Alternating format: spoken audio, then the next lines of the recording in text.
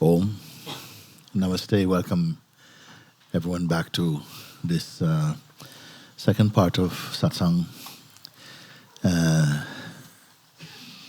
and which gives me a chance to take a look at some of the many letters that come each week. And I like to just read it fresh, so we see what comes. And welcome back all the friends who are still with us via broadcasting, and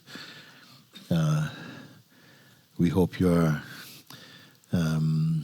somehow continue to enjoy this part of Satsang also.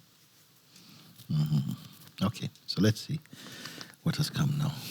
I should keep a little thing to put some letters here.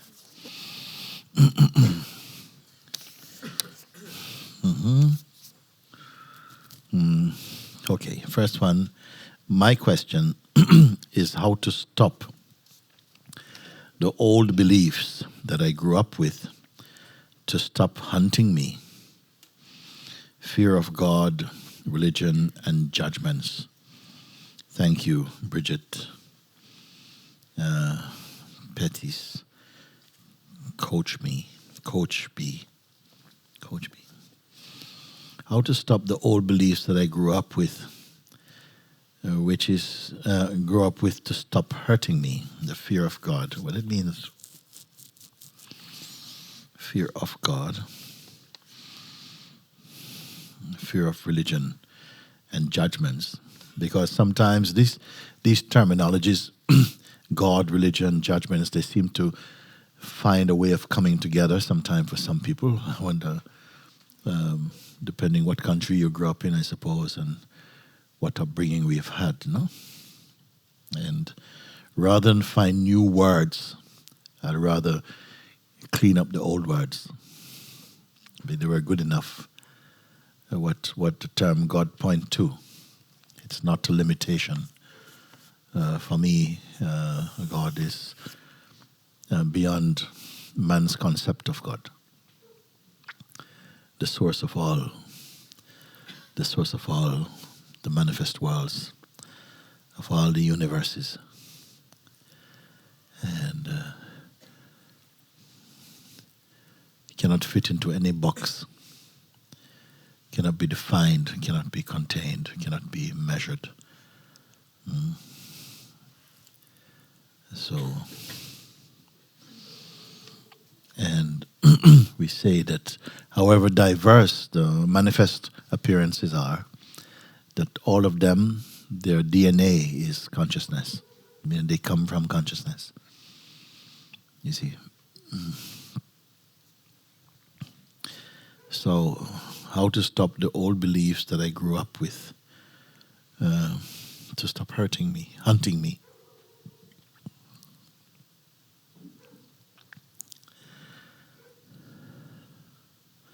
So, simple thing, come to Satsang.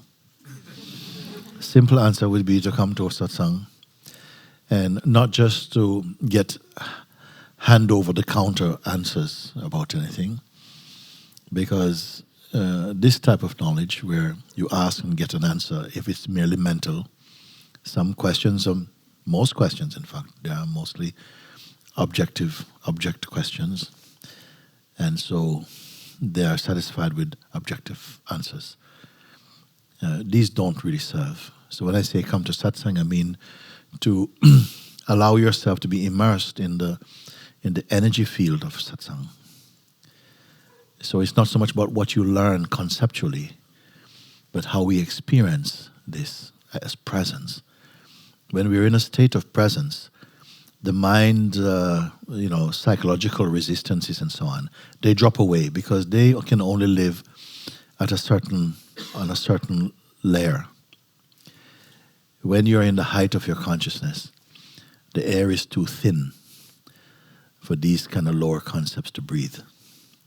Concept of division and hatred and so on. They can't come into that region very easy. You have to go down a little bit more into the realm of personhood, where these kind of viruses are more virile. The person is prone to many attacks, so you have to come out of the person. And it is good that we are reminded that personhood is not our final reality. It is just a costume that the consciousness wears for a time in order to taste this type of experiencing, to taste the lower flavors, and based upon autonomy, the concept of autonomy and free will and egoic identity and so on. So to be in a satsang environment without learning any one specific thing by itself, although that is also good, but to be just in that energy field is correcting many misconceptions without even saying, okay, it was this and that. Sometimes it is pointed out in a very clear way, but somehow you find your mind in a higher state of higher vibration of consciousness, in synchronicity to the cosmic vibration. So this is that would be the most genuine response I can give to a question like this at this moment. To just give some kind of a few sentences, and it will not help. You see, because some ideas get really entrenched. They get buried a bit, locked into the psyche, and then they take a while. Those stains become quite deep, and it takes a while for them to be bleached out, like that. But everything is possible, especially because your pure self cannot be stained. It cannot be dirtied. It cannot be, it cannot be hurt actually. So this is the real challenge and invitation of the human existence and experience, is to come up into the realm of our original nature, rather than merely just acquiring things. Oh, good. Yeah, thank you so much. More than merely acquiring, because if we don't sense this deeper possibility, sometimes we can be mistaken to feel that our purpose on earth is just to marry someone and have some children, have money, and so you don't have to worry about anything, and have a good job or a nice house and a holiday home or something. But these are peanuts for really what we are as being. They're okay, because also they are part of the existence play. But to limit ourselves merely to, acquiring things which are, which are sort of what you say, perishable things, better that a human being discovered their imperishable nature, wouldn't you say? Anyway, that's my opinion about it.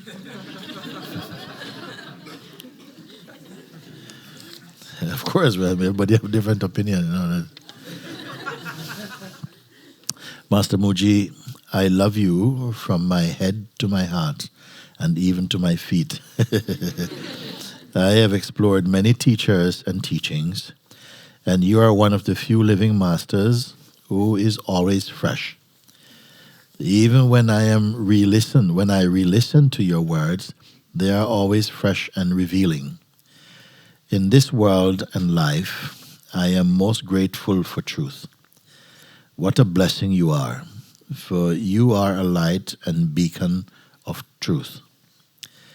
While I know that everything is grace, some things appear to be just clear, pure divine grace, and you are that. It makes me cry when I think of how much I love you. Thank you, thank you, thank you. I am always with you, like you are with me. Joe in Los Angeles. Well, that's a very, very nice letter, isn't it? I love you too, Joe.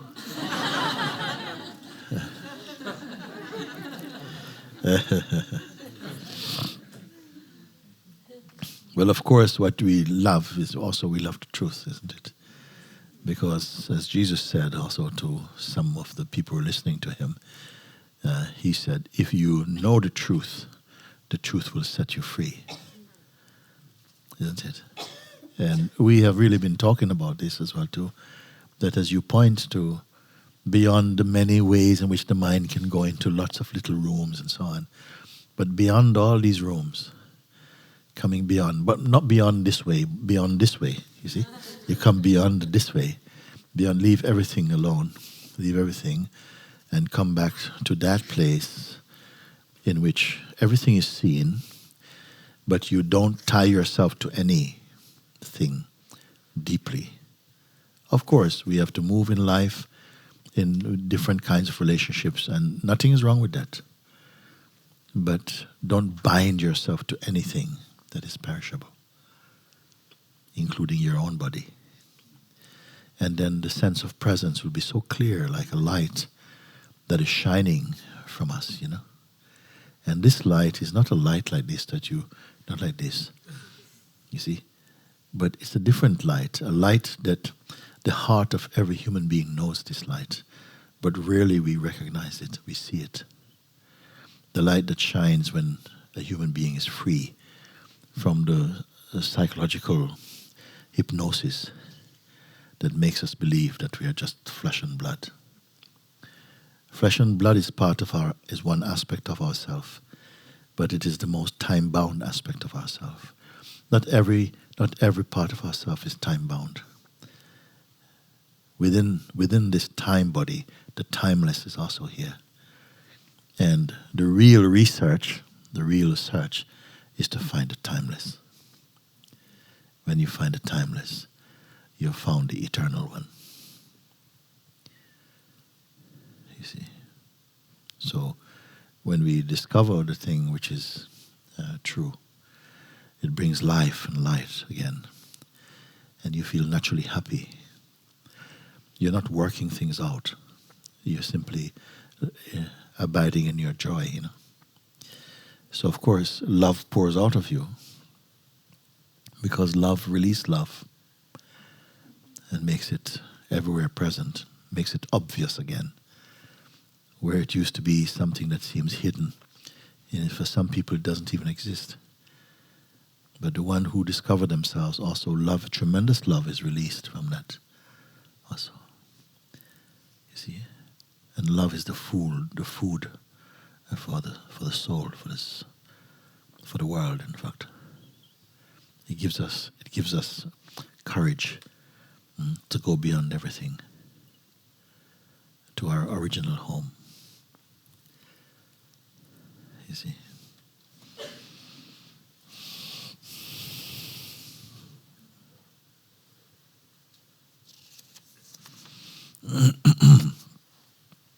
Hello, dear Master. Your words to me have an effect in my heart. Your words to me have an effect, and my heart is opening at last. But I don't know how to not worry about my material existence. I live alone with my 3 dogs, and I know you don't answer questions that are not related to truth. But this time it is very hard. It is really hard to work without intention, to give it to the Lord. I'm afraid to lose my apartment and whatever might be happening. I really love you. You show me a new world, but it is scary sometimes. I hope you are all well, Pablo. Okay. So, I know you don't ask questions that are not related to truth. In a way, everything is related to the truth. So you can mention some things, but if you are devoted to your problems, then you won't go very far. If you are willing or able to somehow take some space from your attachments, then a lot of light can come. But sometimes I remember one occasion where a lady wrote and was asking a question, but I said, "This is not your question, I think I don't feel to give any answer to you, because I have a feeling that you're afraid to ask the real question, because if I give an answer to it, you don't want my answer. You see? You want an answer, but you don't want a certain answer, which is the true answer.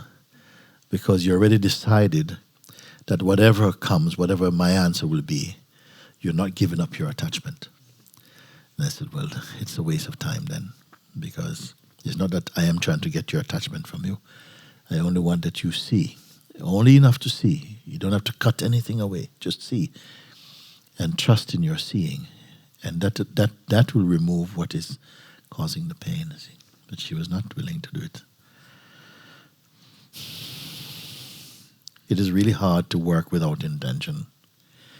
Well, some work you may need to have some intention. If you're working on for practical things, we need mind to function practically. You see, mind has to be a part of all of this. It has to serve and so on. It's just not good as a master. As a servant, he's okay. Excuse me. But as a master, he's not good master. And so to work without intention is not a kind of an attitude I'm trying to cultivate. I'm not saying to people don't have an intention when you work. No, you must have the intention to do the best you can do or something. But too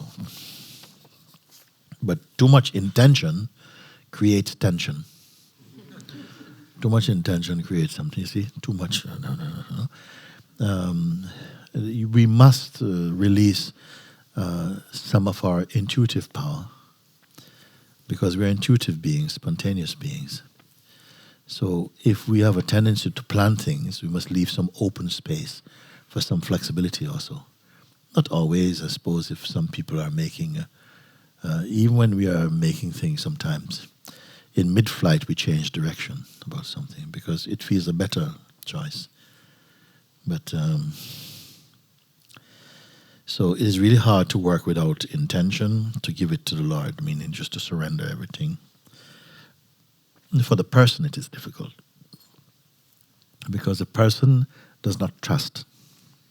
You see, it always feels like life, it seems like it approaches life like life is an ordeal, and that something is always about to go wrong.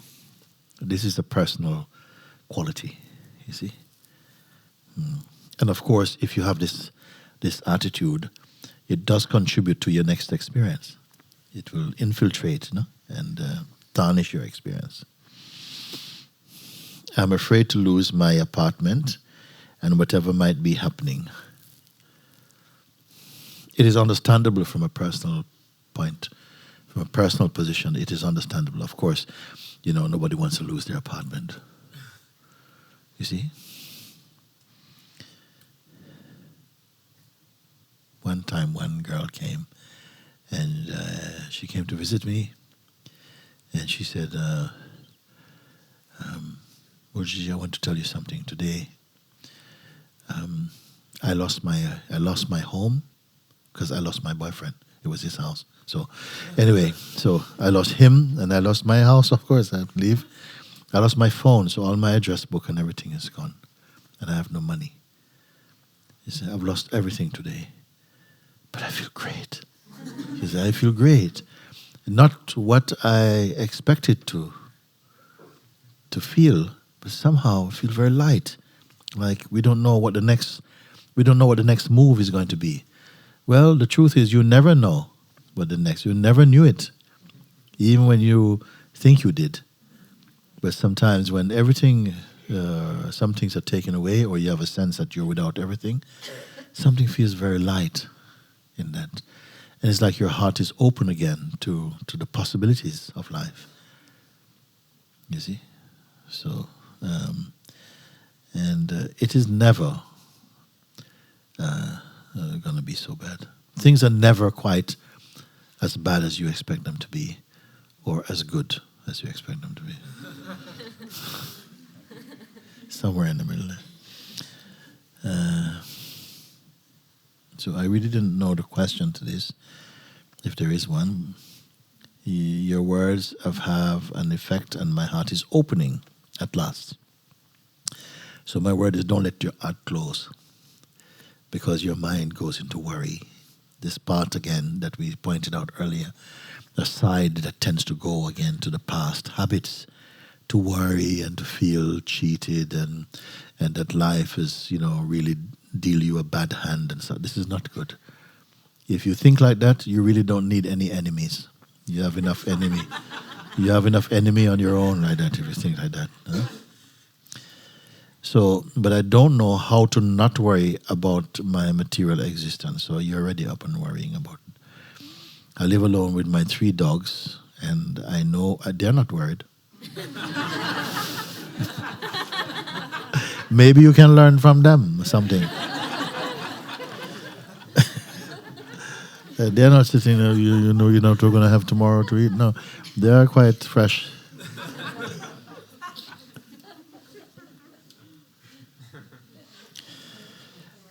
So I live alone with my 3 dogs, and I know you don't answer questions that are not related to truth, but this time it is very hard. It is really hard to work without intention, to give it to the Lord. It's not a force, it's an invitation. Work without intention. Again, I don't myself advertise you should do or you should not do so much. It's only necessary to point you back to presence. You understand? So this is my easy job. I don't tell me, you must give this up and you must leave home. And no. Just I show you again, put you back to presence. When you're in presence, keep quiet. Don't run out and tell everybody you're in presence. Just stay in presence. In presence, be in presence. And somehow you'll come to feel, you know what, I don't see what the problem is. Things become more clear for you. It's much easier than tell you what you should or should not do. Because if I say what you should or should not do, I'm addressing you as a person. And if I'm addressing you as a person, I am also supporting your ignorance. I'm also helping to perpetuate the wrong identity. So if I point you back to presence, then you're free. So, this is really good. I don't need individual instructions. I can just look from here. You see, the mind, when you're in presence, mind which is working for the person mind, can't jump up into presence, it can't reach. It's like a dog trying to catch a bird in a tree. You can't go up there, you see. But if you're in the person, it's like you are, much more available to these forces. No? So, but I don't know how to not worry about my material existence. I live alone with my 3 dogs, and I know it is really hard to work without intention. For the most part, it is beautiful to work without intention.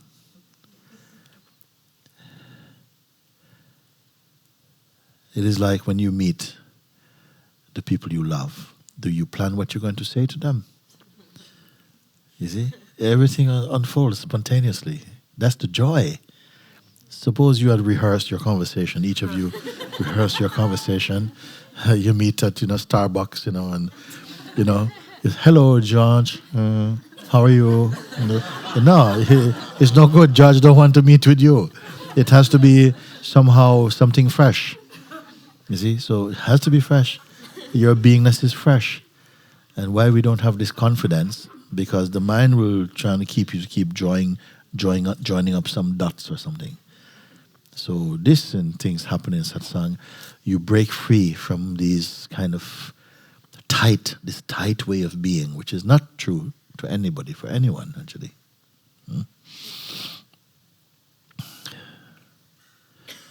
I am afraid to lose my apartment and whatever might be happening. Now this is how the mind is working a lot. Tell you what you stand to lose. It doesn't tell you what you stand to gain. You see, because by the time you come so much into the mind, you already feel insecure. The psychological mind is causing the beingness, which is mixed with the mind, because everyone, whether you're a Buddha or a Christ or a Krishna, at some point initially we start with some conditioning. Just like I say, all the creatures in the ocean are wet. All the creatures in manifestation get conditioned for a while. And the conditioning is the belief, I am this, for a while.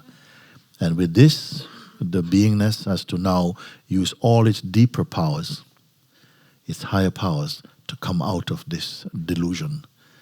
That is what is called awakening. Because when the belief comes, I am merely the body and my conditioning, that is the sleeping pill for the beingness. And then all your life is a dream. Of course, inside a dream you don't think you're dreaming. Only when you're waking up you realize I've been dreaming. And inside a dream, if you believe only you're a person like this, you're flesh and blood, it goes with this state that you feel insecure. Why? Because the body is perishable and prone to illnesses. Your beingness not, but your body is. And if we believe we're the body, we become afraid that the body might become sick and we might die, and then we are finished. So it's already a traumatic state, you see, which we try to cover over it and try to, look pretty and all kind of stuff and all this stuff because something is insecure. Once you have this insecure state, the mind can tell you lots of nonsense, you see. Like, you're going to lose your apartment. Oh my God, no. You know what to lose an apartment is? Sometimes it's a beautiful thing. We don't know.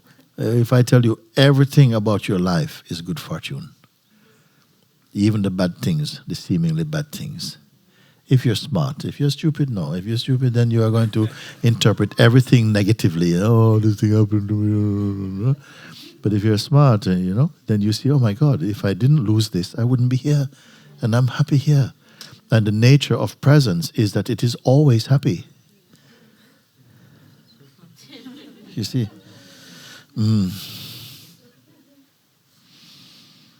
So I'm afraid to lose my apartment and whatever might be happening, all of this. So then we are like some people, they become so beaten up, deluded by the psychological mind, that when they wake up in the morning, they open their eyes, oh no. They already wake up afraid of the waking state. This can be the nature, yeah? And yet, as presence, as consciousness, you are naturally happy, radiant, full of light and love and wisdom. So what has happened for the beingness to be experiencing its existence like this? Personhood. The person is the poison of the being, if it stays only in beingness. Now, once it becomes a person, it tries to, the reflex is to protect the person because the person feels vulnerable. And the beingness forgets that it is not the mind or the person. It's almost fused and confused with the mind. This is what is happening there to see. All of these things is correctable. And it's not difficult. Why? Because, please remember this, your original being is not in the next room or somewhere, not in your parents' house. It's right here. That's why I say, wherever you are, wherever you find yourself, in whatever circumstances, right there is a door to your inmost being. Because it's always here. You see.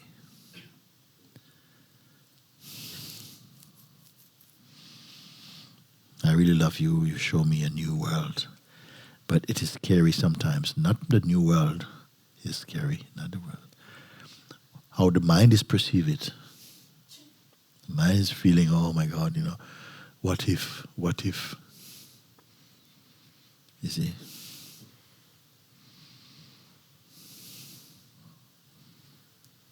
It's afraid of a new apartment. It just wants to decorate the old apartment. New apartment, no. So Sorry, who was one? Pablo.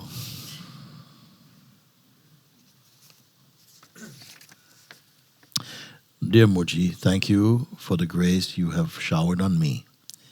For the past few days, while staying as the awareness, and when the body is just about to slip into sleep, the very awareness that I stay as is going outside the body, but this is also observed. It is something like the chicken hatching out of the shell, but again is inside the body. When I wake up, the I amness is profoundly felt always, except during sleep. But the end of the suffering is not reached. I do not know if these are the right words to use, but I know you can understand. I pray to you to end all suffering. Nothing else is required. I am ready to die physically for perfect freedom. The material world cannot offer anything to me anymore. Please place me in your heart. Lovingly, Jiku. For the past few days, while staying as the awareness, and when the body, for the past few days while staying as the awareness, already incorrect. There's nobody being aware. There's only awareness. It's not a job that we have to do. You see, in the beginning, it feel like this. It feel like I have to stay as the awareness. I have to stay as the awareness. Who has to stay as the awareness? Who is speaking? Is it the awareness itself? Or something that has to stay as the awareness? And what is the something that has to stay as awareness? Obviously not awareness. But if it's not awareness, how does it know it has to stay as awareness? It must be aware enough to say, I have to stay as the awareness. So it cannot be other than awareness, playing as something that is not awareness. Subtle things, isn't it? No? Now, for the past few days while staying as the awareness, and when the body is just about to slip into sleep, the very awareness that I stay as is going outside the body. The awareness is going outside the body. Yes. The awareness is going, whatever it is that's going outside the body is not the essential awareness. Because the awareness is that which watches the sense that awareness is going outside the body. You see? It's just a sensation, feels like, okay, the body's going to sleep, and you're dreaming, basically, of going somewhere else. And then you say, its awareness is going outside. But awareness has no form. So how can it go? How can something that has no form go? How will you know it goes? What has no form is boundless, isn't it? It means that it has no limit. So where is the limitless going to go to? So these are just ideas, you see. We have a picture of awareness, which is like also produced by the mind that is leaving like some kind of spirit, like some kind of smoke going out of the body, going somewhere. But this is not awareness. This is just dreaming. You see? So just as about to slip into sleep, the very awareness that I stay as is going outside the body. But this is also observed. Yeah, what is observing it then? A second awareness? You see? Okay. It is something like a chicken hatching out of the shell, but again is inside the body when I wake up. So these are images, and awareness cannot be said to be any image. Like God is not any image, but it assumes image. Because we also have no image. But when we believe we're the body, we take the image of the body. You follow? We take this is me. Take a picture. Boom. Oh, this is me. Huh? And then you think that's me. No, that's my body. You see? And so it has no image. It takes the image of whatever concept you put it towards. It will assume that shape, but it has no shape. Like water, it has no shape, but if you put it in the shape of this glass, it looks like the shape of the glass. But the shape of water is what? It doesn't have no shape. The consciousness like that, it has no shape. But if you put it into a concept, it behaves like it is the shape of that concept also. So here we are looking at the consciousness and imagining that it's like a chicken hatching out of an egg, for instance, which is perhaps a useful metaphor for making understanding a bit more easy, so that the awareness is hatching out of some egg. But this is just an image perceived in awareness. Do we follow this? Okay, this is good. Okay. So as you say also, this is Jiku. It is something like the chicken hatching out of the shell, but again is inside the body when I wake up. So it's a dream. You dream like you flew out the window and you went Sahara Desert flying over, you know. And then, but when you wake up, you're in bed. No Sahara Desert. That's all it is. The I amness is profoundly felt always, except during sleep, yes.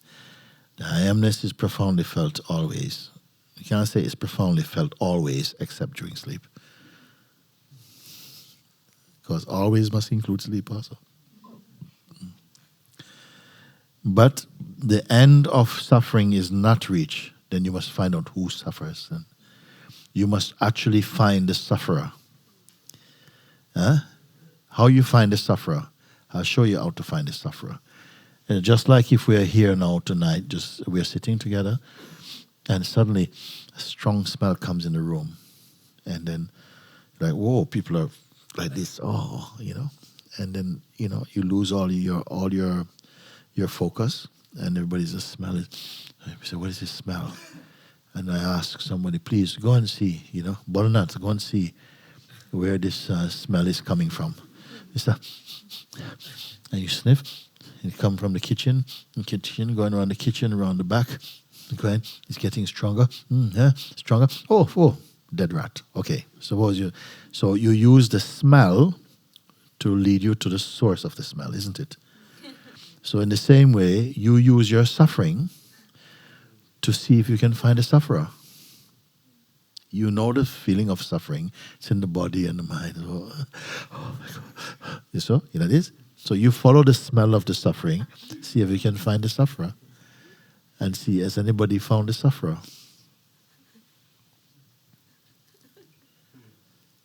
Otherwise, the sufferer is only an assumption, a universal assumption. Just with a conviction, but there must be, because I'm feeling it. Okay, I don't question that you're feeling it, but where is it? It's important to look. And no one looks because we believe that our feelings are fact enough. Can you find the sufferer? You see? Mm-hmm. But the end of suffering is not reached. I do not know if these are the right words to use, but I know you can understand. I pray you end the end of our suffering. Nothing else is required. Of course, nothing else is required.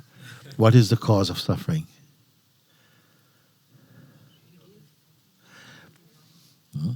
I remember sharing this story of one satsang just like this that was taking place in Mumbai with the Master Sri Nisargadatta Maharaj. And the master was talking. And someone from the group came up and says, "Sir, can I say, I listened to your words and I'm deeply touched by your words. But if I'm honest, I'm always experiencing suffering." But the master quickly came back and he says, "No, this is not true. You are not experiencing suffering. You are suffering, you're experiencing." Listen, you are not experiencing suffering because there isn't anything called suffering. There's pain, that's actual, we can measure, no? But suffering is more about an attitude to your pain, isn't it? So it says, you are not experiencing suffering, You are suffering, you are experiencing. You see, what he actually did was he put the power back to you.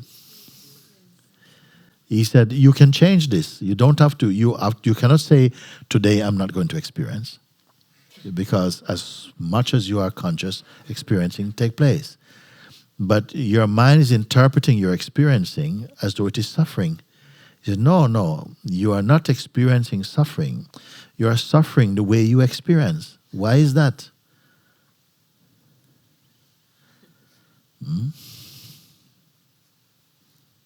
How to put an end to suffering? Find the sufferer. Is the sufferer more than belief? Is the sufferer more than an assumption? Is it tangible? Can it be found? Can you pull it? This is this. The sufferer. Is this? Can you produce a sufferer?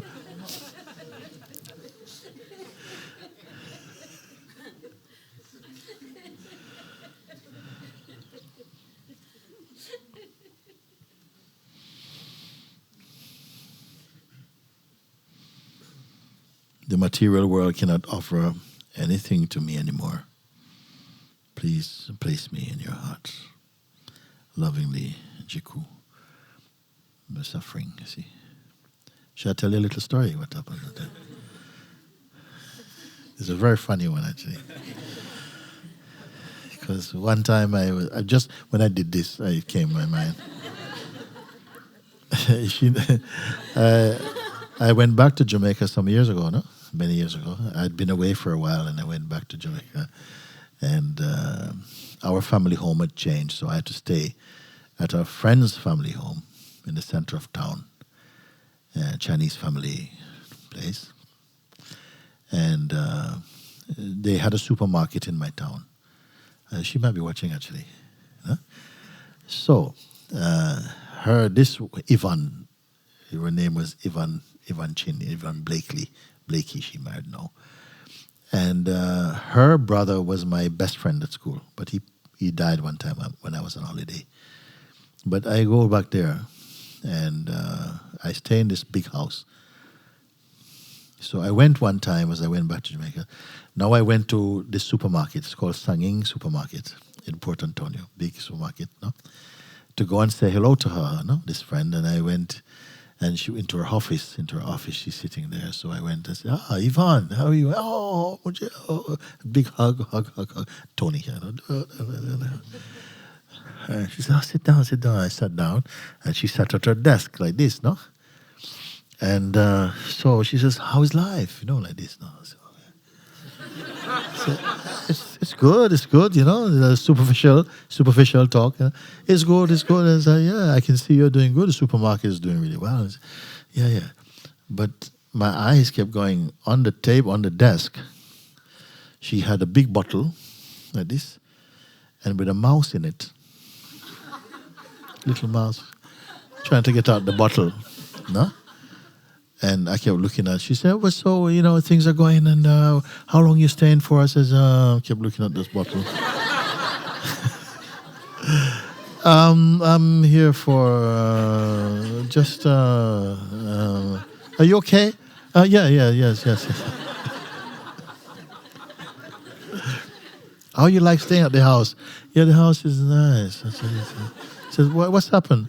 I said, what you doing with this mouse? She said, the mouse. We catch them all the time in the supermarket. I take them home for the cat. Sorry. I take it home for the cat. We have a cat. And then I just give him, and they play, and he eats him, no?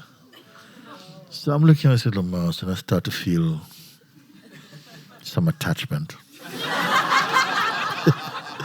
I'm looking at the little mouse. I said, oh, no. So I said, Yvonne, no. You do that? She said, yes. What's the problem? So I said, can I have him? She said, what? I said, can I have him? Can you give him to me? She said, what you want a mouse for? Yeah, but I mean, it's just, can you give him to me? She said, no. I said, it's only a mouse. She says, yes. Give him to me. No. You're on holiday. What you want a mouse for? So this is after many years we don't see each other. We're arguing about some mouse, and this went on for nearly 10 minutes. So, but why you want? Listen. Anyway, how's your mom? She's okay. Anyhow, at the end she says, "Listen, you know what? Have the mouse." I said, "Really? Oh, thank you for the mouse." Oh, and then it was finished. Okay, bye. I go. I put him in a bag, walk up the street, quick, to go. I went up to my house, put him on the table, looking at the mouse and saying, "You are a very lucky mouse. You are a very lucky mouse." So next to where I'm staying is just like the sea is just behind, and there was a place where the bands come and they play, and it's old place. So I said, okay, next morning I wake up early. I went over there with my bottle because I'm going to free him, I'm going to free him because a nice space there by the sea, a little lovely sea in it, and there are lots of little holes and stuff there. And so I went there and I shook him out. Come. And he came out and he just said, "Go on, little mouse, go. Have a good life. Go. Like this. And then suddenly he ran. And you know what happened? No, a chicken. A chicken went and go. And I saw the tail going. I said, "My God." I was completely shocked, I said, "Wait a minute, but that's not supposed to happen, I thought chickens are vegetarians. I don't know he ate the whole thing, poor mouse. I was so depressed about it. So anyway, the moral of the story is, if it's destined to happen, it's going to happen. You see? Now, I am worried about the mouse suffering.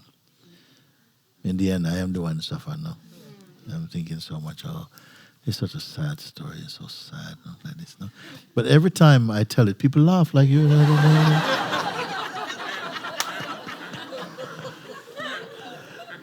That's why when I said take it out like this, I just remembered. Has nothing to do with the last letter, by the way.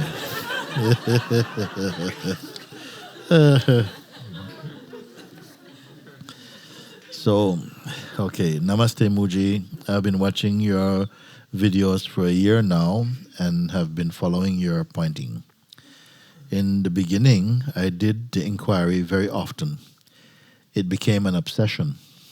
I still wanted and still do want to practice because some fear comes up that if I let go fully, I will not be taken care of. So the fear comes up. If I let go into this, whatever this is, let's say presence, no? The fear comes that if I let go fully, I will not be taken care of. You see? If you let go into presence, you become presence. It's not like presence is taking care of you. It's you are presence, actually. What you let go of the person. And you find that presence is not that you arrive at presence. Presence is what remains. Then the person is still thinking, but if I go to presence, then maybe presence don't take care of me, right? But you're not being taken care of now. Otherwise, you will not be searching for something. Isn't it? Because somebody who's taken care of so nicely and stuff, they have no interest in inquiry. They have no interest in truth. You see? There must be something is already pulling you to make this discovery. You may not be clear what it is, but something in you has caused you to be here, isn't it? On a Sunday afternoon, many things you could be doing. No? You're here, looking inwardly. Something is causing this thing. So, you're attracted to inquiry. I still wanted, and still I do want to practice, because some fear comes up that if I let go fully, I will not be taken care of. When I try to let go and stay quiet, I begin to turn that into a practice. You see, when I try to let go and stay quiet, I begin to turn that into a practice. When you let go, just drop the idea somehow and keep quiet, you turn it into a practice. But when you're quiet, whatever is trying to make practice, you forget about it. You're just quiet, isn't it? The I that is speaking right now has been searched out, and the result was emptiness. But that doesn't seem good enough for the mind. So the mind is saying, look, emptiness. What good is that, Okay? So this mind says, which is merely a thought coming up in you, say, emptiness, you see? What's the point of emptiness? It's not going to pay your rent. Oh, yeah, it's not enough. So then mind says, it's not enough to be empty. Let me give you a nice technique. How to pay your rent technique. Okay? Something like this. How to get rid of myself and surrender to truth fully. Well, if you get rid of yourself, you don't have to surrender. You are the truth fully. You see, look, how to get rid of myself and surrender to the truth fully. If you're rid of yourself, everything is fine, believe me.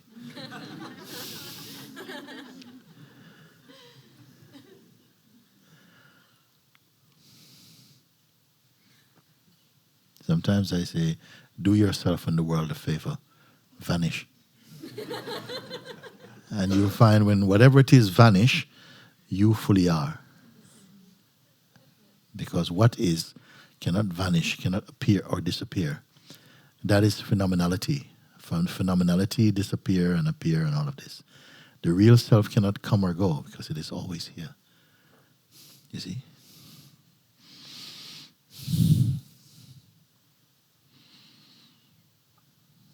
The I that is speaking right now has been searched out, and the result was emptiness.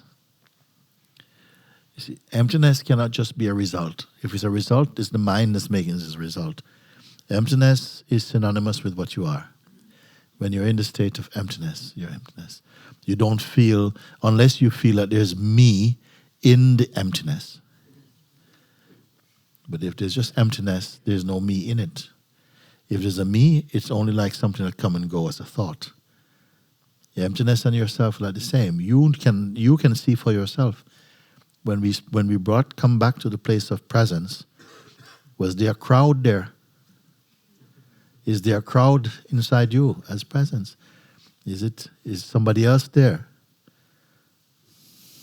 Is anybody there? You see, this is what I'm saying. When you come to state of presence, do you want your person back? No. Thank you. Very good.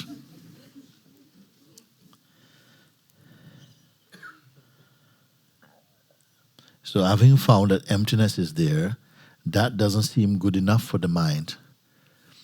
No, that is not good enough for the mind. But you are not the mind. And yet, at the moment, you have a relationship with the mind, a homegrown one.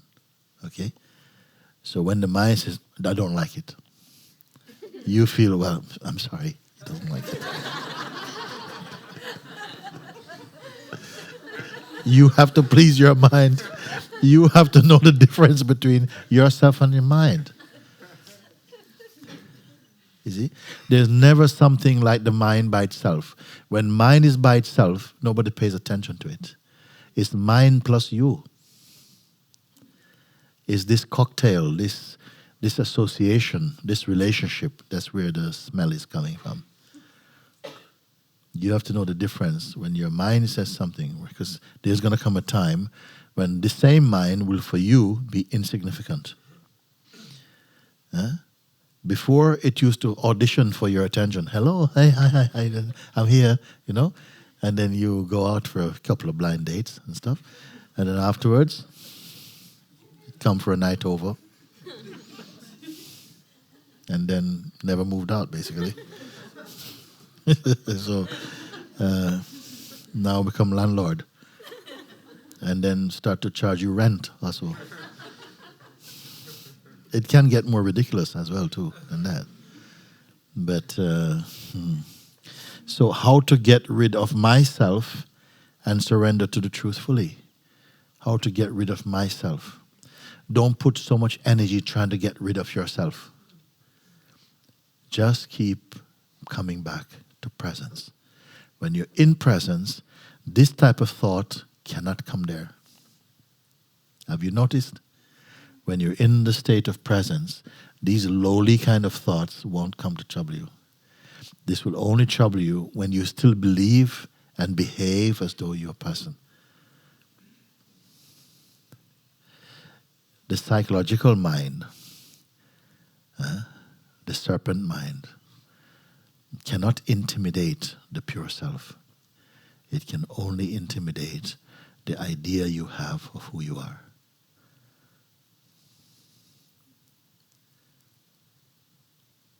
The idea you have of who you are is not presence. It's only an obsession. Find out whose obsession it is.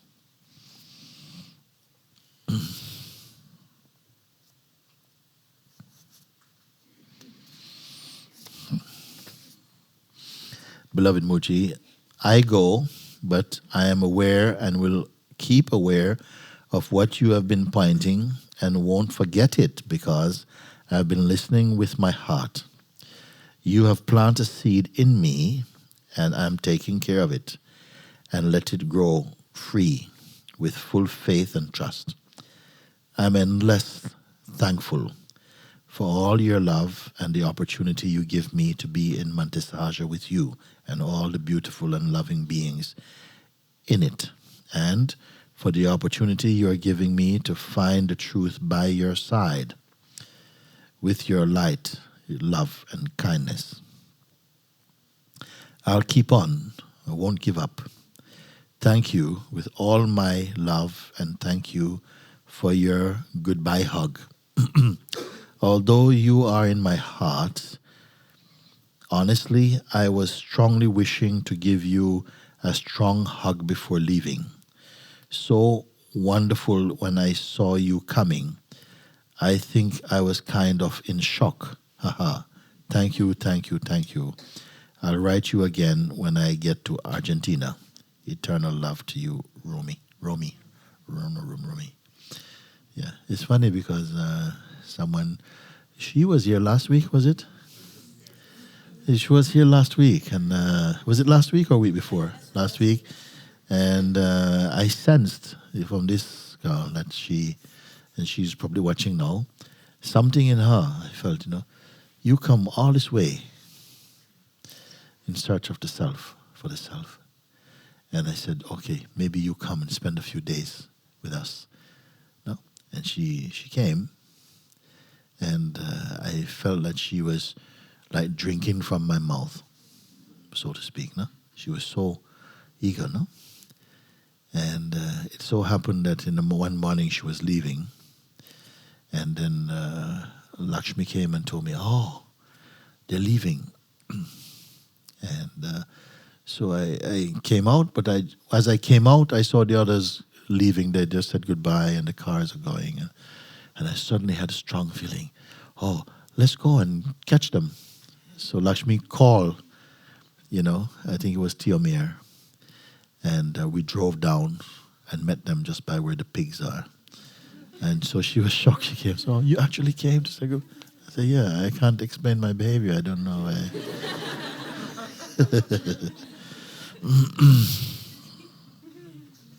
So these type of unpredictable things you might find yourself doing, like somehow seemingly acting out of character, because for such a long time we are developing in a kind of groove. You sort of, there's a certain way you're cultured to be, but as you're discovering yourself as presence, something is breaking out of the mold. And other people might say, but you're a bit different, you're acting out of character. You don't be put off by that. What it means is that you're becoming universal. But nobody knows how to say that. Oh, what's happening? You're becoming universal. No, they won't say that.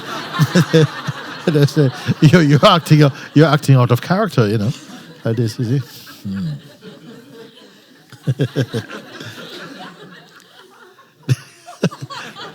Dear Mooji, I noticed that the more I succeed to step out of the mind, when I get lost in it again, the more it seems to be harder to pass through it. This is a true thing.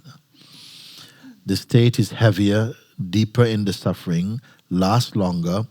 I get more lost in my mind than I was 6 months ago. I feel bad. Everything is ugly. I stay in bed suffocating in my mind, and it takes me more days to get out of it. I'm going deeper and deeper in the wrong state, and I'm becoming worried. What is happening? Is this normal? I am worried and afraid to get a down again. And since I cannot escape the next down, what to do or tell myself when I'm in it to pass better through it? Thank you, Diane Pratt from Quebec in Canada. This is a good letter, because many people know this thing. It's like something is evolving, or something you're getting someplace, some opening, some insight, and then somehow after a few days some worries start to come about something, and it seems as though it keeps getting stronger and stronger and stronger than it ever was. Like, my gosh, it's even worse than before. So different things can be happening. One is sometimes when you have experienced a higher state of consciousness, the old state of consciousness seems even more intolerable. That's another way, see? When you don't know, you don't know. You don't know what you're missing. But when you've experienced a higher state of consciousness, the previous state of the mind seems unbearable. You don't want. And also, it seems as though if the mind catch you, he's not going to give you a second chance to try and hold on, to try and suffocate or sabotage your opportunity for freedom. You may ask, but why such a thing happen? I thought God is supposed to make everything easy. But in some way, there is something good about it, because you have to push and don't become complacent. Many times when people have some opening and insight, then immediately they become arrogant. Like, oh yeah, like I've done it and stuff like this, you see. Or you get a bit casual and go to sleep and well, I am invincible now or something like this. Lots of bad habits can creep in. So somehow these things can happen. It is a very delicate stage, because something wants to cross over, the changing over of power from person to presence. But it can be a bumpy ride, because the person is fighting to stay. Person fighting to stay. You must remember also that you are presence, and that the crossing over to presence is not more truthful than the fact that presence is always here. You follow? Because when you're the sense of person, you experience the sense like you're transiting into the state of presence. But the fact is, when you discover presence, presence is already complete. And there's no exodus, there's no passage. It's just you see immediately, but I didn't take any ride to come here. Just instantly I see, but I'm now looking from presence. You see? Now the thing is, sometimes the feeling is that the whole sleep, some old sleep is still left in you. And what is happening is that whenever you go back to the state of person, you see, it's like if the devil, if I can put it like that, can get you to remember that you're a person. If you can get into the mode of being a person, you'll feel like, I'm struggling, I can't get back to the presence. But you're dreaming. It's like you're sleep talking. You are the presence. But this sense of amnesia or forgetfulness seems to be a part of your experience, where you suddenly find yourself as a person again. You are reacquiring the taste for pure presence. So you are both the person and the presence. But the person now is fading, but he's fighting for life, fighting. You see. And this fight is part of the game of transcendence.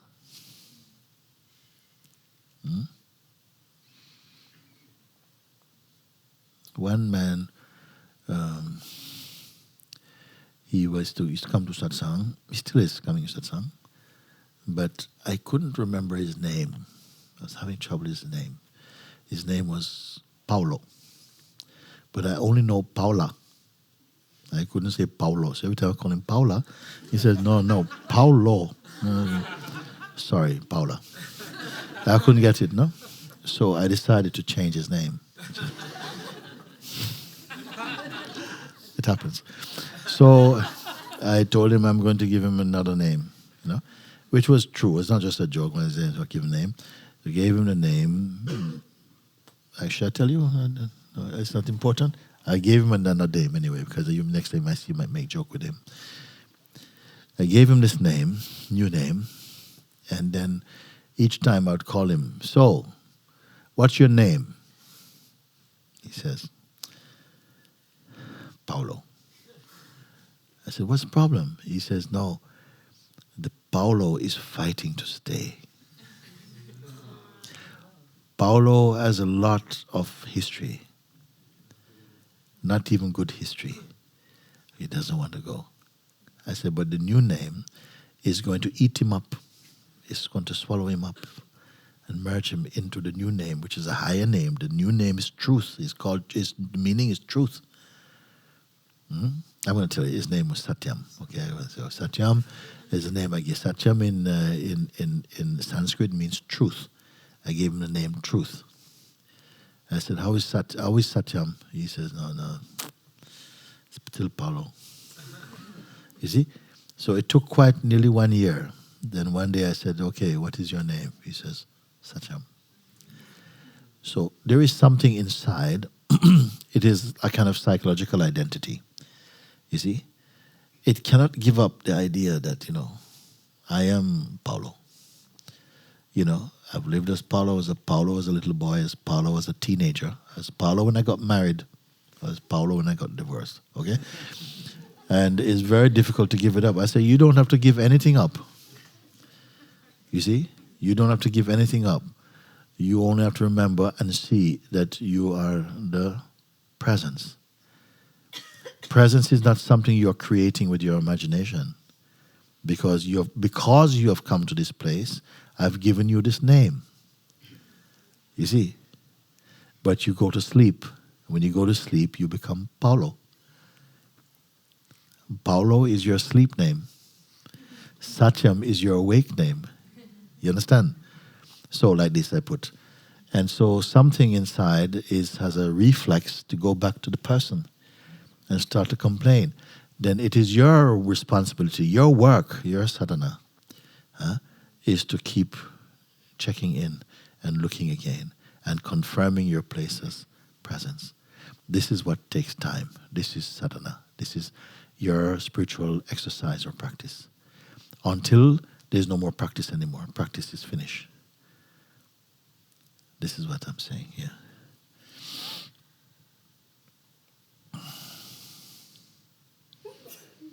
So, where are we? The state is heavier, deeper in the suffering, lasts longer. The whole thing is feeling now. I get more lost in my mind than I was 6 months ago. 6 months ago, you didn't know you're lost in your mind. It's just a regular state. See, but now you know I'm lost in my mind. If you know I'm lost in my mind, you're not that lost any more than somebody who says, I'm crazy. He's not that crazy. You see? Or sometimes people say, my life is just a dream. Just keep dreaming every day. Then you must be a certain amount awake to know that. I feel bad. Everything is ugly. I stay in bed, suffocating in my mind, and it takes me more days to get out of it. So you see, it's like this is the hold mind, the whole gluten. This is the gluten ego. Okay? I've got new words for you every day. Okay? He's sticking like that, you see? So you are identified with him. You are identified with him at the moment. When you see that your presence, what happened? How long it take you to beat this gluten in mind? How long it take you from the state of presence, what you have to do about this person? Come on, come. Thank you. Gee. Are you guessing your answers? Then why you don't answer then? When you see from the state of presence, do you have to work at trying to get this person to be better and to give up his suffering? No. Thank you. That's what I'm saying. Huh? You're gluten free.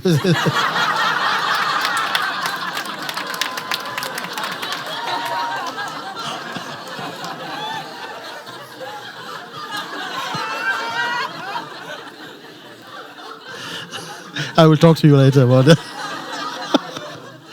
Okay.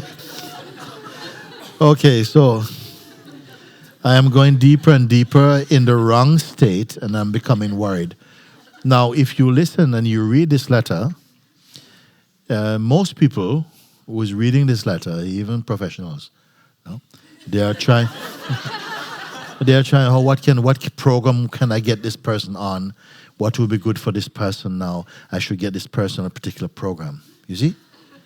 But I'm looking and I'm saying, but this is just the illusory ego. You're speaking, you're sleep talking. You follow now. I can try and treat this. And that's why I say it's like trying to treat a ghost with anorexia, how to get back to good health. When the ghost puts on weight again, only to realize it doesn't exist, basically. So it depends how strong it is in your mind, how you're going to, try and get this one off this gluten or not. Or whether you somehow wake up into the state of consciousness. This is what is so direct about what I'm pointing.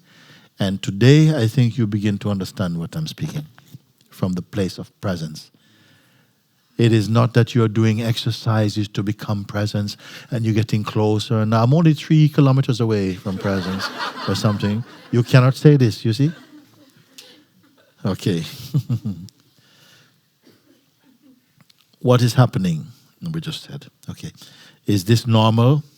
It is pretty normal. Pretty common anyway, this thing, this delusion. I am worried and afraid to get a down again, a downer, means I am afraid to get back into this state again. And since I cannot escape the next one that's coming, well, you see, what to do or tell myself when I'm in it to pass better through it. You've already bought the contract. You already signed the contract. I am going to be like that, isn't it? Now you have to cut that up, throw it in the fire. Because what do you have to do? How are we going to solve this? Pardon? Yeah. How are you going to go to the presence? Be the presence. Yeah. Are we dreaming our answers? No. Because why? Because you experience its effect immediately. This is a tree that bears immediate fruit.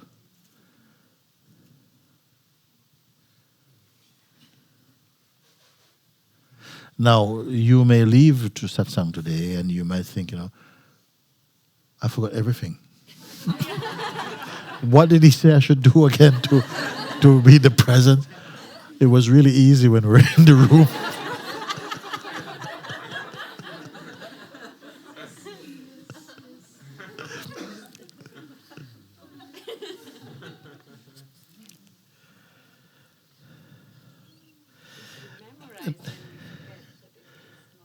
Yes, if you try to memorize it, you will forget. But if you recognize it, you see, inside your heart, it will never leave you. And to recognize it, you have to keep on recognizing it and confirming once, confirming twice, confirming, to just keep confirming your real place.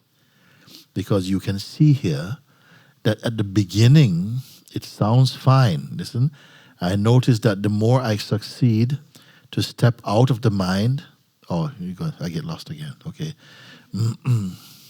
So already everything is going down from this state. You see? And it's only a question of recognizing, but I am the presence, you see. Not tell yourself, I'm the presence. No. But see that you are, and see from, and then you see if this one will signature this letter anymore. That I wrote this. You said, my mind wrote this letter. Yeah.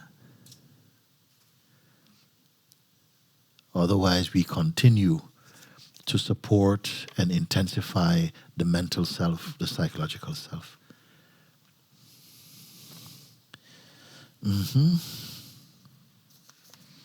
I'm going to just read a couple more because we have a few here and I'm not in the mood for it.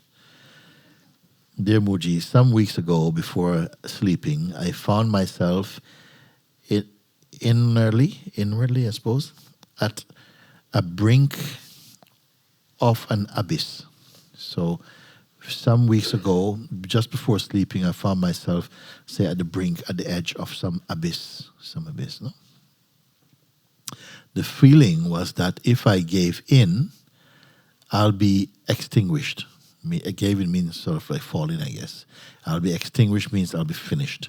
Like going into the nothingness or the darkness. You see? Here they put nothingness / darkness.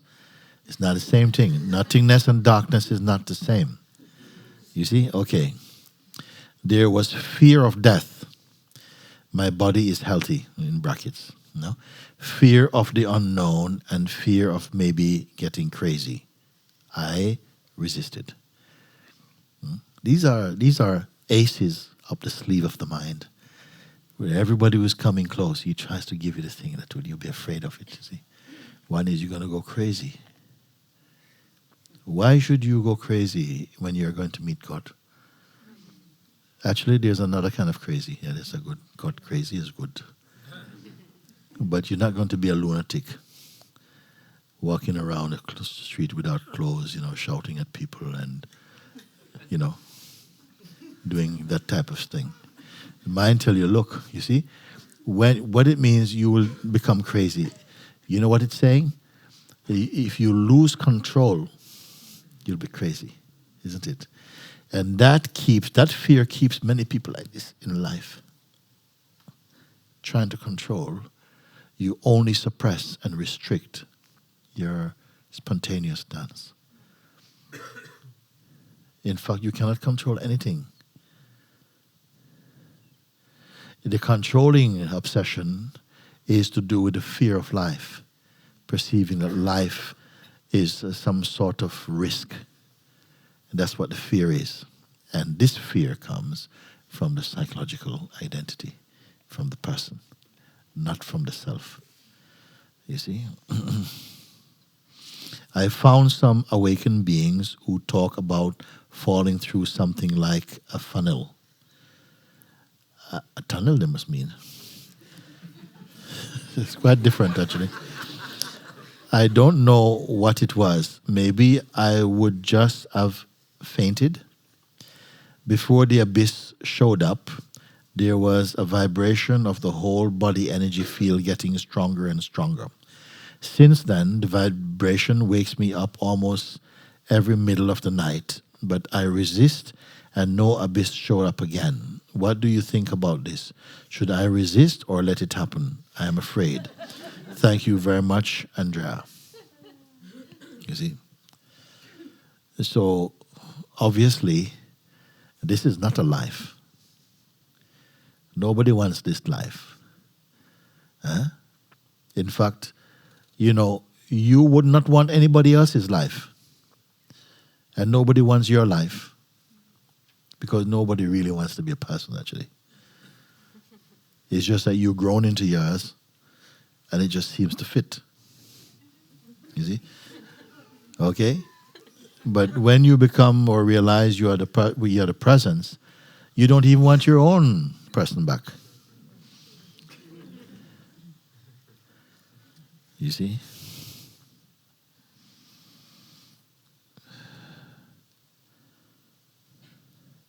So fear is here. This letter, it smells of fear. Where did fear come from? Not from presence. Again, come from when presence is hypnotized into believing it's a person. Then somehow fear comes. This is the signature of personhood. Fear of the unknown, fear of the darkness, fear of maybe I would just have fainted before the abyss showed up. There was a vibration in the whole body.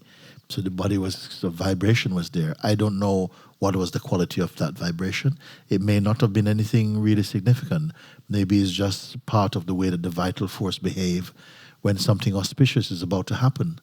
But the mind took it and said, look, you're going to fall into the abyss of the unknown. And you're never going to come back. And something resist, and then it goes away. You think, oh God, that was a near-death experience. I survived. Another day for the ego. And nothing to worry about. Life is not against you. But somehow the mind is playing like this. And in a funny way, in the big picture, the mind is supporting your awakening. You see, mind will only bite you because you want to be you as a person. When you try to become the self, so to speak, even this trying to become the self is a dream. You are the self.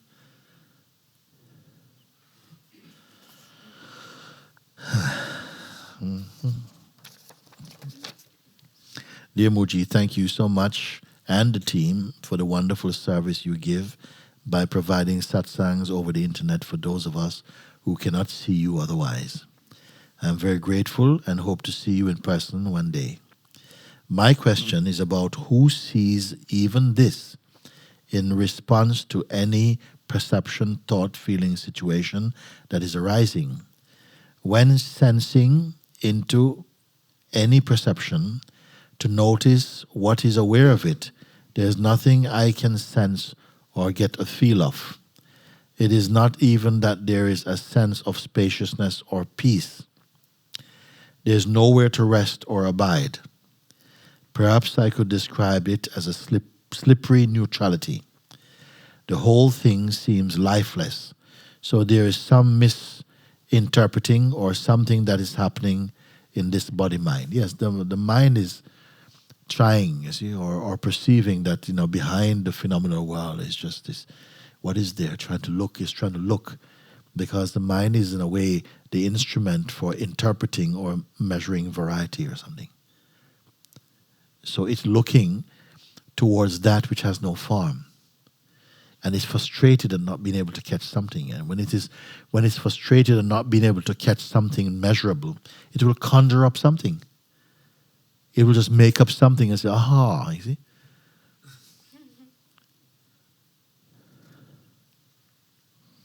Slippery neutrality, for instance. What it means. Nothing is there. The mind is grasping for breath. What about slippery neutrality? There's nothing at all. I ask, who is this I? that says it is not sensing anything or whatever interpreting is made. But again, when it is looked for, it comes to this neutrality that doesn't feel like anything and so seems slippery and neutral. Perhaps dry and dull? That sounds like a mind interpretation. This is what keeps happening when I inquire. Because the I who is inquiring is the mind, expects to find something, is frustrated at finding nothing. And rather than somehow feeling it's nothing, and so therefore this which is looking also is a kind of nothing. It cannot give up its somethingness. You see? And this is where you have made your stand with the mind. That is saying there's nothing, or that, it's lifeless. The emptiness is lifeless, and you have purchased these expressions, and think, well, if it's lifeless, I don't want it. You trust your mind too much. It's like you trust the mind; it's always telling lies. You keep trusting the same thing. I love this teaching and feel immensely pulled to it. But I have been at the place that I just described for too long. Do you get a sense of any pointing that may help? With much appreciation, Suzanne, from the Finger Lakes region of upstate New York. Susan, it's just what I am pointing. You're using the mind to try and evaluate the self from which it comes. The mind itself is arising out of the great abyss, if you want to call abyss, out of the great emptiness. How can something is like asking the moon to shed some light on the sun?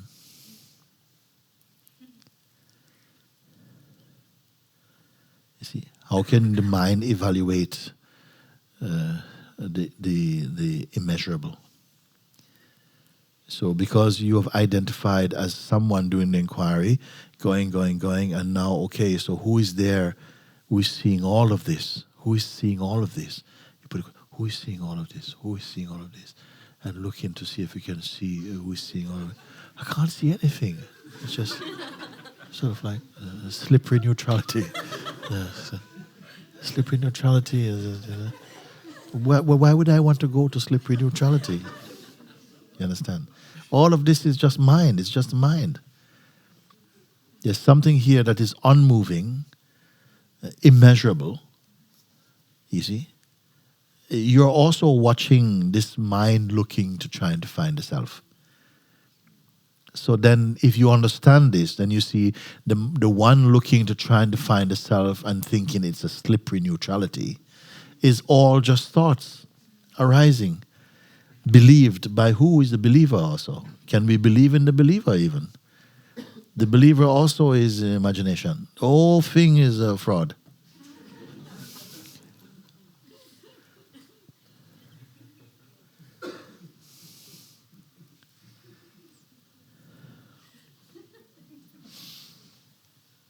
You keep asking the mind, you see. When slippery neutrality, it doesn't really work. It says, dry and dull, dry and dull. Very, very unattractive states. And something is purchasing them. What is purchasing them? The identity is purchasing them. The only thing sad about it is that identity is a combination of the beingness and the sense of person. So when it gives more power to the person, it believes in the person's delusion and suffers in that state. This is what is happening.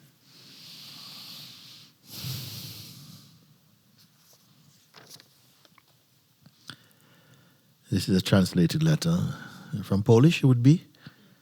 Hello, Mooji. We met during Satsang in London, and I experienced a beautiful feeling in your embrace and a shift of perception in which I saw the whole room merged and united into a color of gold. 2 years ago, I experienced fear, and life lost a meaning from me. The only thing I was dreaming about was for death to come and not to hurt too much when it comes. After some time, I began to accept the fear, and life started to make sense. I'm searching for silence, and I long very much to enter into and experience this silence. That's why I would like to meet with you so much. Thank you for the opportunity to write to you. Mijek? Huh? Mash. Okay. The only thing I was dreaming was for death to come and not hurt too much. You see, this is the state of anxiety that can happen to the beingness when it is so immersed in personhood. And then it can't suffer. It's suffering the state so much. Now it's even wishing for death to alleviate this pain. This is the pain of personhood, that a very heavily diluted personhood, you see. And even if personhood have a few seasons of doing rather well, it comes into some contrary state at some point because it is not stable.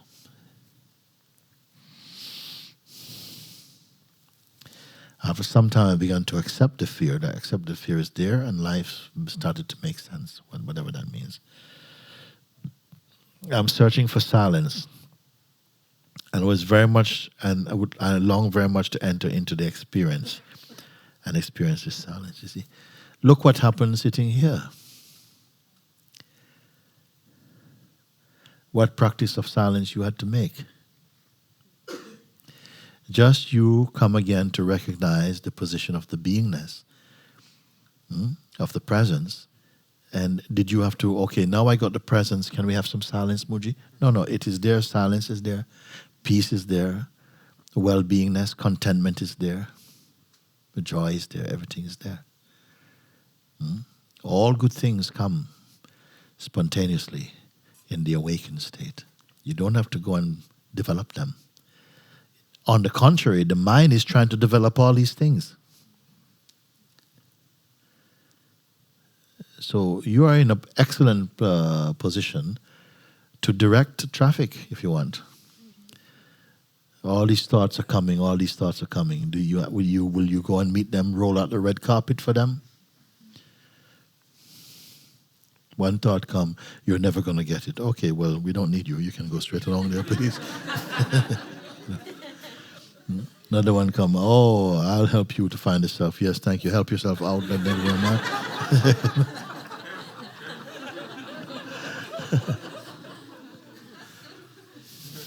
Another one come, yes, how can you keep it? Well, we don't want to keep you. You can go.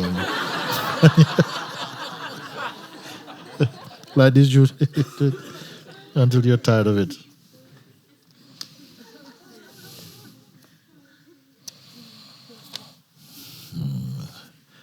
I'm Mooji. I am 19 years old and have been on a journey of self-discovery for 3 years. All my life I knew that there was just something not right with the world.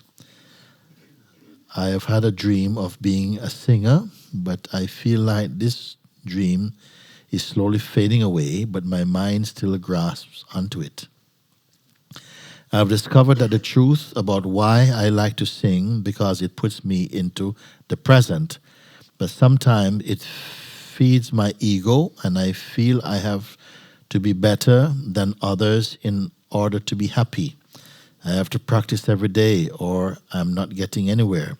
I feel stuck in a pit of suffering.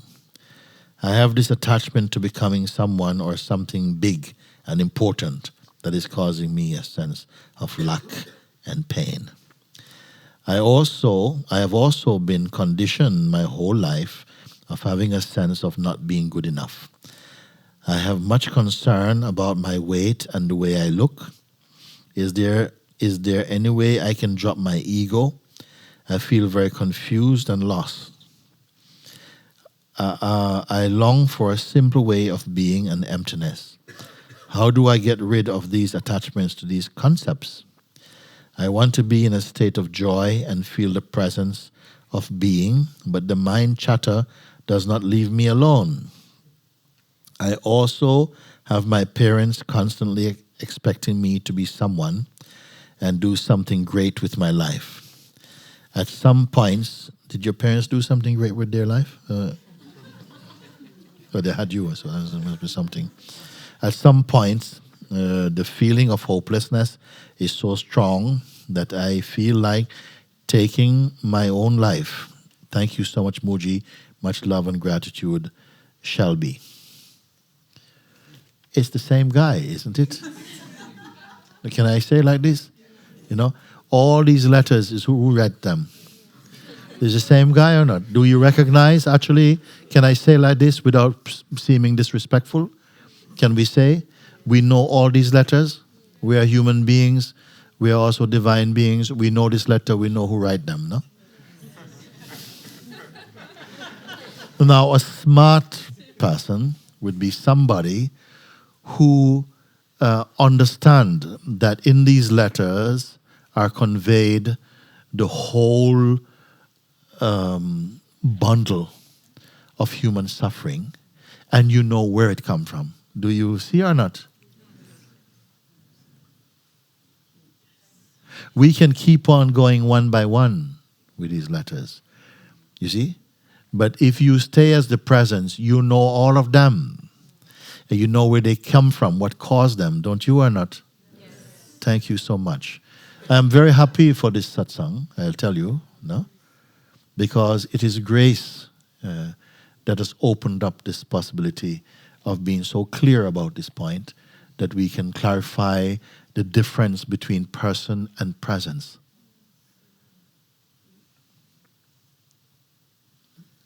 You can see the veil of delusion that causes us to be in such despair as to write things like this, isn't it? You see where it come from. You see you are like a doctor of the heart. Because you can see where this thing come from. From beings just like ourselves, in a state of distractedness. Distraction. Not destruction yet. The mind will try to destroy, because you are distracted.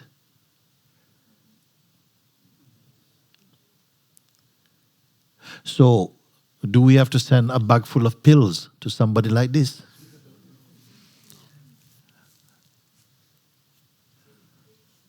And you see, Yes, I say that in this hospital we don't heal the patients, we kill them.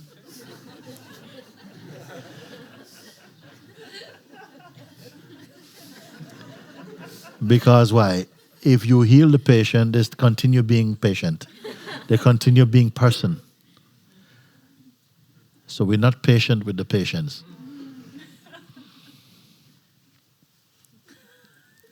But not everybody understands what is meant, you see? And you have to understand. Understanding is the key, like this. Can it be as simple as we have been discovering today? Yes. On this side, on the right, what do we say?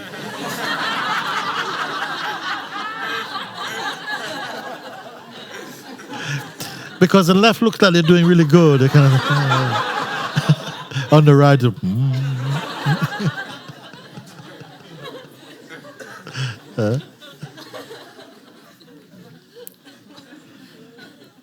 I don't even feel to continue so much, because what I would like to say is I know the rest of this letter. I know the rest. I feel somehow, sometimes you've heard me say, I've answered every question. Yes. What I mean is I've answered enough. If you're smart to look, you'll see I've got the answer all the time. I've got the answer. I've got the pointing. It's just to stay in the presence. If you go to the person, there's no success story for the person. Oh, I've got 5 airplanes now, and I've got all this stuff. Is that success? No. Success in the human being has come out of the storm, come out of the dream of mere personhood. Then you can wear it again, but now something much lighter about it. It doesn't carry that heaviness. It's just play. Now it becomes play. It's okay. You have to change your name. You have to say, no, I'm not anymore Suzanne, I am the great I am, or something. No, you're just, you continue in your way. But inside, the understanding has happened internally. And you don't have to go and tell anyone, listen, I got this great understanding. It will somehow be imbued in your expression. Everything you do will carry the fragrance of this understanding. But you must honor it, meaning sit with it and love it. That is self-love, actually. And true self-respect is to look and to see the mischief that is caused when you take your attention again to your mind and to the person, and to keep remembering and being here. Of course, things will come in life that you have to look and sometimes fall like this, but it will not leave the great self. It will all be cradled in the great presence. And you'll know all these things, they are ephemeral, they are for a time, they come and go. You see, this is, if there is something important to impart today, I feel somehow we've grasped it. And I hope for all of you also watching through the window of internet, it's no different for you. It's no different for you. We are in the same room of understanding. We're in the same place of spirit. You see, you are not getting a watered down version. The same spirit is speaking and sharing and hearing. You see? So I feel today, I have a few letters here. I don't want to read anymore today, because I feel we got the gist of it. Otherwise, we can keep on going. And it's the same thing. In the end, it's the same thing. It's the same guy. I say it's the same guy. He's showing up all over the world, looking like an older person, looking like a real person, looking like this. It's the same. It's the same guy. This guy called the ego, the psychological mind. And he wants to wear your name, live in your being. You see, be the landlord of this house. This is God's house. Yes, close him out.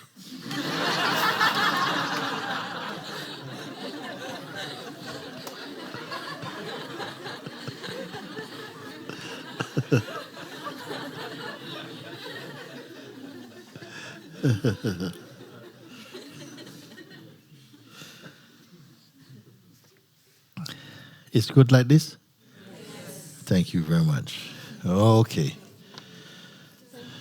Thank you. Now it's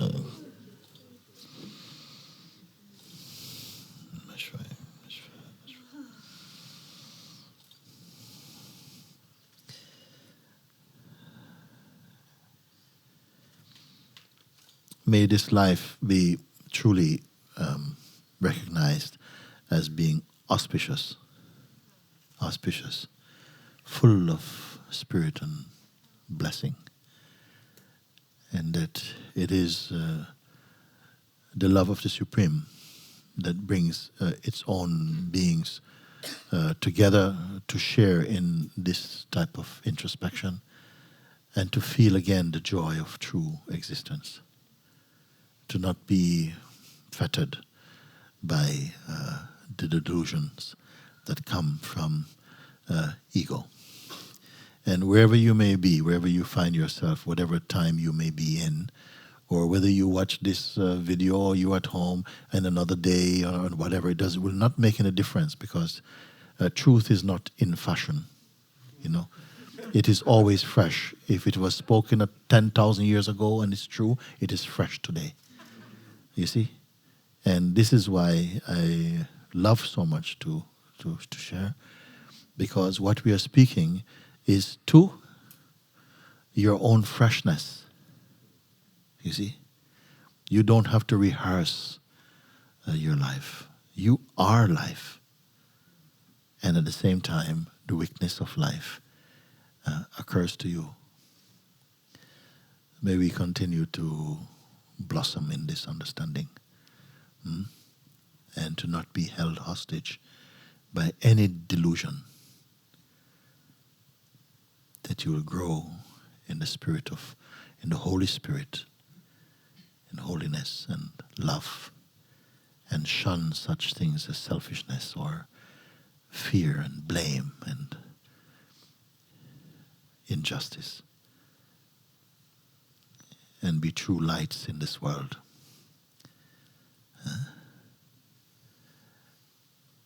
And don't look down on yourself. Don't feel that you've come here to play a little part. You're all of it. We are all of it. We are together, all of it. We are each one, all of it. All the time.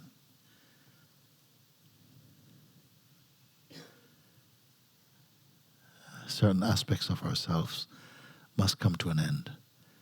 But you cannot come to an end. These satsangs is to point this out and for you to feel this inside your heart, to recognize, not just merely believe, but to begin to intuit, to sense the timelessness of the Supreme within our own self.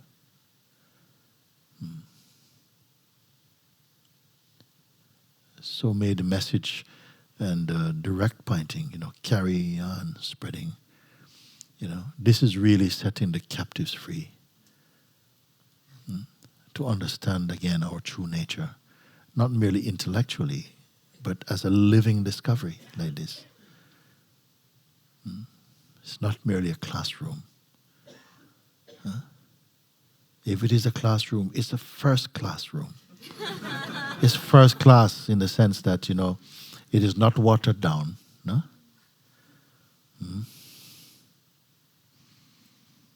So, very, very good. Thank you, everyone, for listening and for being present. And we'll have a bit more music before we go, or not? That's very good.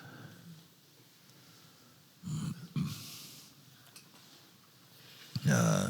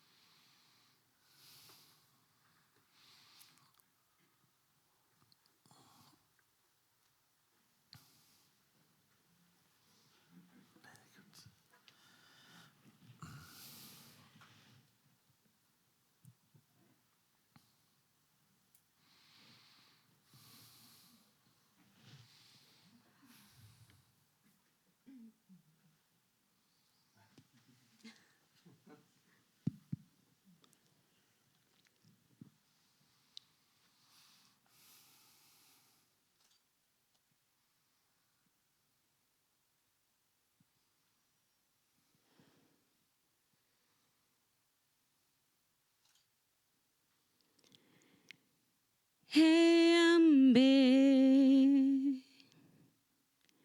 hey Ambe, hey Ambe, hey Ambe bo. ईश्वर सतचित आनंद बोल. हे अम्बे, हे अम्बे, हे अम्बे बोल. ईश्वर सतचित आनंद बोल. संबा सदा शिव, संबा सदा शिव, संबा सदा शिव बोल. पालक प्रेरक सत्यपति बोल. हे अम्बे, हे अम्बे, हे अम्बे बोल. ईश्वर सतचित आनंद बोल. समा सदा शिव, समा सदा शिव, समा सदा शिव बोल. पालक प्रेरक सत्यपति बोल. हे अम्बे, हे अम्बे, हे अम्बे बोल. ईश्वर सतचित आनंद बोल. समा सदा शिव, समा सदा शिव, समा सदा शिव बोल. पालक प्रेरक